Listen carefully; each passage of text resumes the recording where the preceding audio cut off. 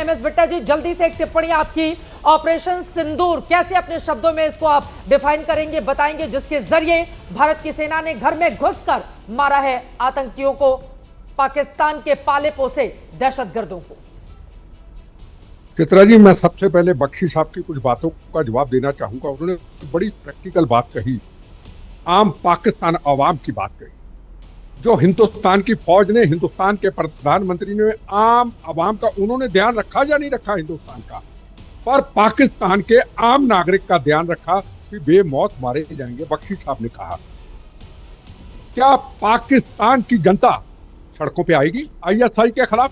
वहां लोकतंत्र नहीं है हिंदुस्तान की तरह। वहां सरकारें नाम की हैं, एक प्रधानमंत्री आया, दूसरा जेल में डाल दिया, दूसरा आया, तीसरा डाल दिया, और आर्मी चीफ ने कब्जा कर लिया। क्या पाकिस्तान का अवाम दुखी होकर के आईएसआई के ऑफिस का घेराव करेगा? क्या हाफिज जैसे, अजहर जैसे लोगों का घेराव करेंगे कि आपके कारण हमारी बर्बादी हो रही, हमारे बच्चों के फ्यूचर मर रहे, पानी बंद होगा तो पब्लिक मरेगी? क्या आम पाकिस्तान का नागरिक सड़क पे आएगा? क्या दुनिया को बताएगा आम नागरिक कि पाकिस्तान आतंकवाद की सबसे बड़ी फैक्ट्री है? ये बराक ओबामा ने भी एक बार कहा था, ये आतंकवाद की सबसे बड़ी फैक्ट्री है, हमारा इनसे कोई सहयोग नहीं। क्या वो दुनिया से इस बात को चाहेगा कि हमें बचाइए, इन दरिंदों से बचाइए जो मानवता का कत्लेआम करते हैं, जो पाकिस्तान में कत्लेआम करते हैं, जो हिंदुस्तान में 26/11 की घटना करते हैं, जो पार्लियामेंट में घटना करते हैं? देखो, एक बात पाकिस्तान को अब समझ आ गई कि अब अगर हरकत की पाकिस्तान ने, यह जवाब दे दिया, अगर हरकत की तो फिर आम आवाम बच नहीं पाएगा। इसलिए बार बार चित्रा जी मैं कहना चाहता हूँ, आज वक्त आ चुका है, हर भारतीय को मौत का कफन बांध करके इजराइल की तरह सच्चे भारतीय बनना पड़ेगा। ये आपने किन किन को बिठाया? ये सब फौज के रिटायर्ड जनरल है, अभी भी इनको बंदूक पकड़ा दो, ये अभी भी इस उम्र में वहां जाके लड़ाई लड़ने के लिए तैयार खड़े। इस तरीके से इनका सीखते हुए हर नौजवान को, हर स्कूल, हर कॉलेज, हर यूनिवर्सिटी जिस तरीके से ऐलान किया, एनसीसी, सिविल डिफेंस, इनको तैयार करके हमेशा तैयार खड़ा करना पड़ेगा। अगर कोई ऐसा मौका आता है तो हम सब मरने के लिए तैयार खड़े, पर आने वाली जनरेशन के लिए ये जो नसूड़ है, कैंसर थोड़ा सा बच गया, ये पाकिस्तान का बनाया हुआ आतंकवाद का, इसको उखाड़ करके फेंक दीजिए। मरना नहीं है, मारना है, मरना नहीं है, मारना है। वो जो पाकिस्तान है घर में घुसकर मारना है, और तब तक मारते रहना है जब तक वो पूरी तरह से सुधर नहीं जाता। हम नए भारत का सपना देखकर आगे बढ़ रहे हैं। 2047 में विकसित राष्ट्र होगा हिंदुस्तान, उसकी कोशिशों में लगे हुए हैं, लेकिन एक नया पाकिस्तान बनाए जाने की जरूरत है। अटल बिहारी वाजपेयी ने महत्वपूर्ण बातें कही थी कि आप अपने दोस्त का चुनाव कर सकते हैं, पड़ोसी आप कैसे बदलेंगे? तो जब पड़ोसी आपका इस तरह से रहेगा तो तब तक उसको तोड़ना है जब तक वो सुधर नहीं जाए, और तब तक छोड़ना भी नहीं है। बिट्टा साहब जी जी जी,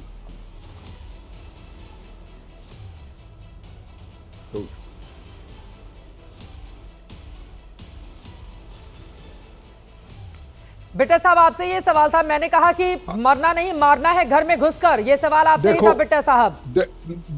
बिल्कुल आपने सही कहा, पर अगर जरूरत कहीं पड़ गई, अगर जवाब बड़ा देना पड़ गया, तो हम क्या अपनी जान बचाएंगे? हम नहीं जान बचाएंगे। हम पाकिस्तान का वो इलाज करेंगे, हम कहें हमारी जान बच जाए, हमारे जवान चले जाए, क्यों भाई? हम जवानों के साथ खड़े होंगे। अगर जवान एक गोली उधर से चलेगी, 100 चलाएगा, उसके जूते भी पकड़ने पड़ेंगे, बंदूक के साथ वो भी पकड़ेंगे। क्यों? मौत के कफन हमें बांध रहे हैं, क्यों नहीं बांध रहे? इजराइल ने क्या किया? इजराइल के बच्चों ने हिंदुस्तान में क्या किया? सब कुछ छोड़ के, जब गांजा की जंग हुई, मौत का कफन बांध के स्टूडेंट, नौकरी पेशा, सब दुकानें छोड़ के, बंदूक पकड़ के, हमें वो भारतीय बनना है। आज नरेंद्र मोदी है, आज हमें ये करना पड़ेगा। ये नहीं है कि उन्होंने हमला कर दिया, पहले हमले करते थे ना, जवानों के टुकड़े टुकड़े करते थे ना, तो क्या होता था? मणिशंकर आयर, सलमान खुर्शीद वहां जाके पार्टियां डांस करते थे। क्या अब होता है क्या? ये भारत की तस्वीर थी। आज भारत की तस्वीर क्या बनाई नरेंद्र मोदी जी ने? पूरी दुनिया को एक करके इकट्ठा कर दिया। दुनिया 370 धारा पे भी हमारे साथ खड़ी हुई, और दुनिया आज भी हमारे साथ खड़ी हुई। ये भारत की तस्वीर है। आज ओबीसी जैसे लोग, यही चुप गया था पाकिस्तान को कि 370 हटने के बाद कश्मीर में अमन शांति तरक्की कैसे आ रही है। यही चुप गया था कि वहां की जनता आतंकवादियों के खिलाफ कैसे खड़ी हो गई है। मैं लगातार वहां पर रहकर आई हूं। पहलगाम हमले के बाद मैंने देखा कश्मीरी आवाम किस तरह से सड़क पर उतरकर आतंकवादियों को नेस्ता नाबूद करने की, उनकी ओर से तो यह कह दिया गया कि उन आतंकवादियों को पकड़ के हमें सौंप दीजिए, हम उनके टुकड़े टुकड़े करेंगे इसे श्रीनगर और पहलगाम की धरती पर। तो कश्मीर की आवाम का ये मिजाज है मौजूदा वक्त में, और आखिरकार उसका जवाब दे भी दिया गया है। इसके पहले कि बाकी मेहमानों की पास जाऊं, नीरज जल्दी से एक आपकी टिप्पणी में लेना चाहूंगी। हिंदुस्तान की किस किस फ्रंट पर तैयारी चल रही है, क्योंकि मॉक ड्रिल भी इसी के साथ ही साथ हो रहा है, और वहीं दूसरी तरफ अलग अलग तरीकों से पाकिस्तान को जवाब भी दिया जा रहा है इस समय भी। बिल्कुल, अगर हम जल, थल और नभ की बात करें चित्रा, तो हम लोग देख रहे हैं LOC और IB पर तो भारतीय सेना जो है जवाबी कार्रवाई कर रही है। वहां पर आर्टिलरी फायरिंग कर रही है पाकिस्तानी सेना के ऊपर। राजस्थान से सटी हुई जो सीमा है, जिसमें हम लोग मान सकते हैं कि भावलपुर और मुरीद के इन सब वाला एरिया जो है, यहाँ पर नोटेम जारी किया है भारतीय वायुसेना ने। इसके मायने ये है कि भारतीय वायुसेना यहाँ पर एक बहुत बड़ा एक्सरसाइज कर रही है। यहाँ पर जल्दी से चीन का स्टैंड क्या है? चीन का डबल स्टैंड है। उसमें उसने कहा है कि हम आतंकवाद के खिलाफ तो हम लोग उसको क्रिटिसाइज करते हैं, लेकिन उसने ये जरूर कहा कि भारत ने जो कार्रवाई की है उसको हम लोग जो है हम लोग नहीं मानते, एक्सेप्ट नहीं करते हैं, ये उकसावे वाली कार्रवाई है, ये कहा है। दूसरी तरफ आतंकवाद को कहा है कि आतंकवाद नहीं बढ़ाना चाहिए दोनों देशों को, यानी कि पाकिस्तान को नहीं बढ़ाना चाहिए, पाकिस्तान को आतंकवाद नहीं बढ़ाना चाहिए। अरब सागर में भारतीय नौसेना के जंगी जहाज जो है वो एक्सरसाइज कर रहे हैं, बिल्कुल गुजरात से सटा हुआ जो अरब सागर है वहां पर, और गुजरात तट से भी फायरिंग की जा रही है, भारतीय नौसेना द्वारा अपनी ड्रिल की जा रही है, ताकि अगर जरूरत पड़े तो पाकिस्तान का कैसे नेवल ब्लॉकेड किया जाए, उसकी सप्लाई चेन बंद कर दी जाए, उसकी तैयारी है। GD बख्शी साहब, लेकिन अभी पता नहीं चल पा रहा है ना वो जनरल मुनीर है कहां। आप बार बार कह रहे हैं कि जब तक उसको सबक नहीं सिखाया जाएगा तब तक वो जो कलेजे में शांति है वो नहीं मिलेगी। नहीं मिलेगी। और देखिए, पाकिस्तान को भी एक मौका दे दिया गया है। अभी भी you want out, you have an escape clause. तुमने कल पलटवार करने की हिमाकत की, that escape clause is closed, and तब आप सीरियस मुसीबत में होंगे, क्योंकि आप चारों तरफ घेरे में, चौतरफा घेरे में हैं आप। ठीक है, हमारी नेवी अरब सागर में तैनात है, 2 एयरक्राफ्ट कैरियर बैटल ग्रुप हैं, हमारे पास 13 डिस्ट्रॉयर हैं, मिसाइल डिस्ट्रॉयर, 14 मिसाइल फ्रिगेट्स हैं। ठीक है, 18 कन्वेंशनल सबमरीन, 3 न्यूक्लियर सबमरीन। तुम्हारी नेवी को तो मसल देंगे। कराची से आपको 1 बैरल तेल नहीं आएगा, कोई गोला हथियार कहीं से नहीं आएगा। We can blockade Karachi.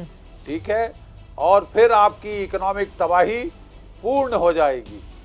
मौका मत दीजिए, बहाना मत दीजिए भारत को कि आपके ऊपर राशन पानी लेके चढ़ जाए। ठीक है, अभी हमने केवल टेररिस्ट टारगेट्स को हिट किया है, और हमने कहा है हम यहाँ पे बंद करने को तैयार है। लेकिन अगर तुम छेड़खानी करोगे, अगर तुम चुलबुली दिखाओगे, तो मियाँ बहुत मुसीबत आने वाली है, बहुत मुसीबत आने वाली है। अभी भी आप चौकन्ने हो जाए, आपको एक मौका दिया गया है, मौका दिया गया है। सोच ले, सोच कर काम करें, अगला कदम फूंक फूंक कर उठाएं। लेकिन वो ऐसा करेगा नहीं।